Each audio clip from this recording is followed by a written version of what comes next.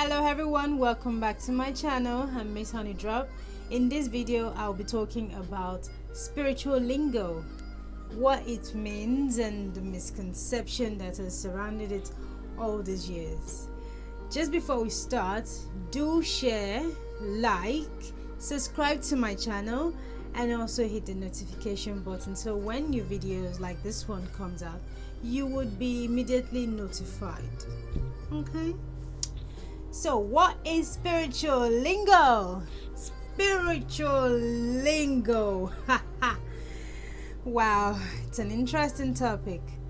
Spiritual lingo just simply means the language, the words that are being used in the spiritual community, in the spiritual circle, amongst people who practice one form of spirituality or the other. You can even count religion as part of it, even though I don't like to associate with the word religion because it kind of just puts you in a box. Spirituality is more about liberty, freedom to communicate with the maker, the creator, God, the universe, however you want to put it, however you see the Godhead leadership.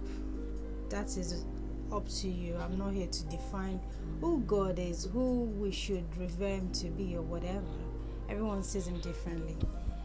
That's if it's a him. Some see it as a group of energy that is beyond just one Godhead.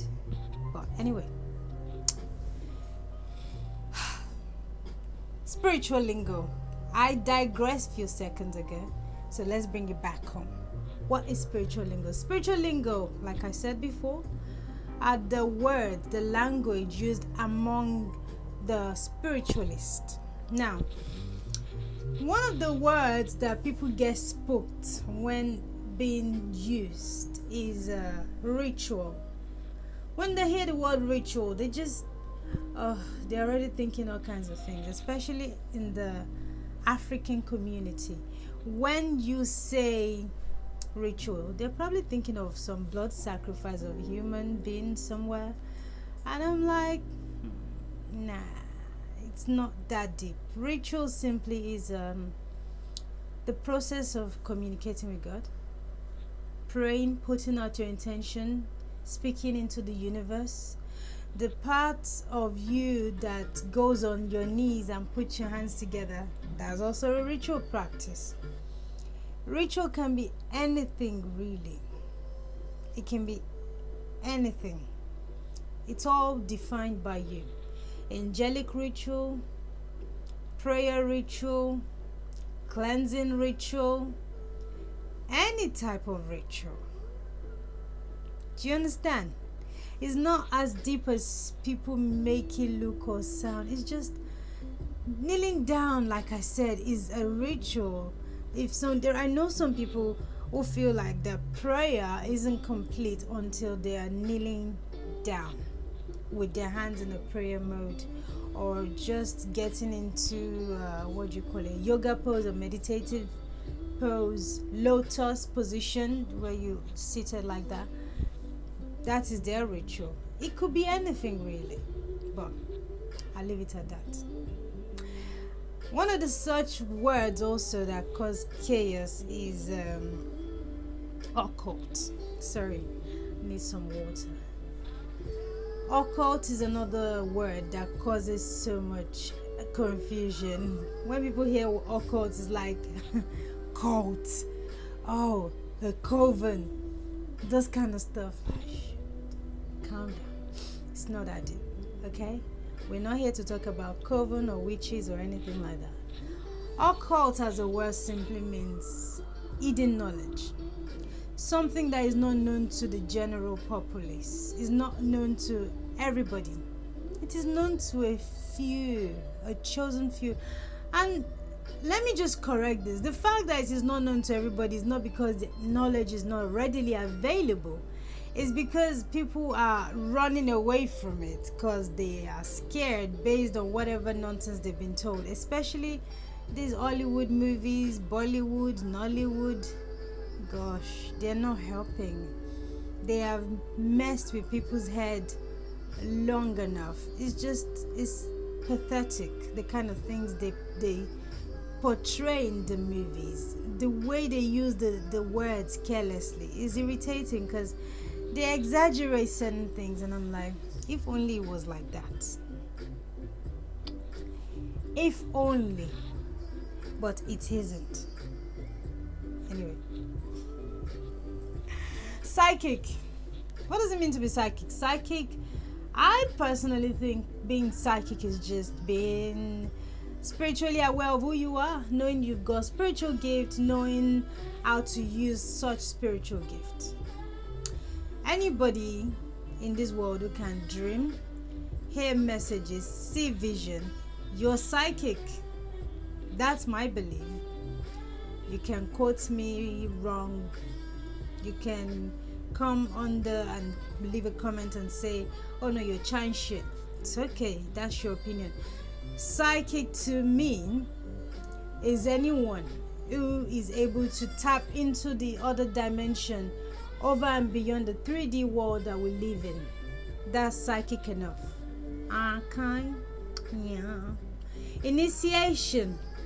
Initiation is the process of you being welcomed into a fold. I'll use baptism as an example. When you get baptized, you kind of are getting initiated into a community, into the Christendom, into the church, into that Jesus community, if you would like to put it that way.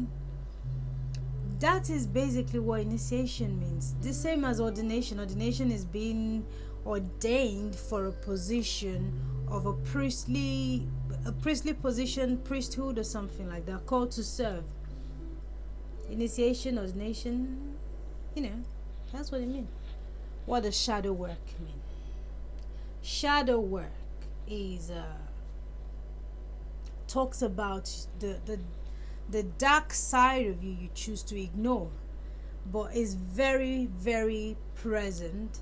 Even though you push it to the side, you literally want to bury it under the carpet, but it's always like, excuse you, I'm here, I'm here, you can't ignore me. There is no balance until you walk on your shadow aspect, on your shadow self. There is no light without darkness, or should I say there's no beauty in darkness until the light shines through. The beauty of light comes through darkness, because if light is just light, sometimes you don't enjoy the light. But when it's dark and you see those bright lights shining, it's like glittery diamond, and it's beautiful. So when you walk on your shadow aspect, the light side of you comes through, it shines through. It makes your right hand part and your left hand part become equal, balance, yin yang energy. You'll probably hear me talking about yin and yang a lot in my videos. I probably need to make a separate video on that topic, because it comes up a lot. I think I just like balance. Life is so chaotic.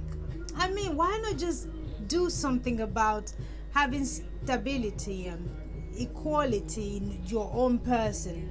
Within yourself, there's inner harmony. That is beautiful. It's just amazing. Moving forward, what does it mean to use the word esoteric? Esoteric is just a knowledge known only by a few people. It's also an occult community type of word to explain something that is only known by a few people. I would usually link these two words, occult, esoteric, as kind of the same. Occult means hidden knowledge. Esoteric means knowledge known by only a few people. That's what they simply mean. Nothing scary or dramatic. Invocation. What does it mean to invoke? The process of invocation is summoning, calling down or calling out to a spirit, It could be any kind of spirit, the spirit of you're invoking the presence of an Orisha, an angel, your ancestors, your spirit guides, the summoning of God, Jesus Christ. I'll give you an example. When people are going through a process of worship in church, and they say things like, Holy Spirit, we call unto you, we call you to come down and be amongst us and be present, all this kind of stuff. That is an invocation. You're invoking the Spirit to come down. Holy Spirit, we welcome you.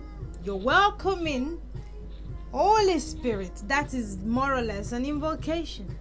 You're calling it out. It's probably in heaven somewhere minding its business, and you're saying, come down here. We want you here.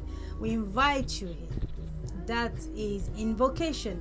Evocation, on the other hand, is bringing into physical appearance spiritual entities. Now, how do you do that? It's a lot of process. It's not even something that you can just do one day and achieve just like that. Okay? For you to experience evocation full scale, the entity you're calling needs to lower their vibration, and you need, on the other hand, to raise your vibration so you meet in the middle. There you would get to see them. The veil over your physical eyes are lifted off. Your third eye opens up like a beautiful flower, and then you can see. That is evocation. Simple as that. Veneration. Venerate is to revere your, whatever entity you work with. That's what venerating means. Propitiation is giving offering. To propitiate, to give offering to my ancestors, my orishas, my head even. I propitiate my head because there is a proverb in my language that says that Orila baboka forisha sile. Worship your own head and leave the orishas, because let me tell you something you don't know. If everything else in this world abandons you, your own head will not abandon you. As long as you propitiate and respect it, show it some respect and love. It fights your battles for you. The fish moves with the head through the wide ocean, the depths of the ocean. It can swim up, it can swim down, it can swim straight, it can swim. It moves with his head. Why would you not revere your own head? Give offering to your head. Propitiate your own head. All right. We have come to the end of the video. It was really nice having us on here to learn something new about the spiritual community and to, clear some misconceptions that we've come to know over many years, because people just throw words around carelessly, misunderstanding them. They don't even know the meaning of what they're saying, and they come and confuse other people on top of their own confusion. So we are here to unconfuse the confused. Anyway, please do like, share, subscribe to my channel, and also hit the notification button.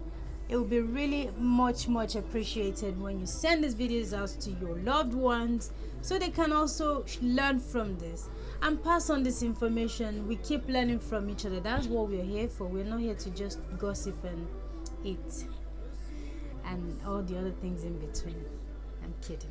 Anyway, thank you very much. I love you. Stay blessed. Have a wonderful time. Mwah. Take care of yourself. Bye-bye.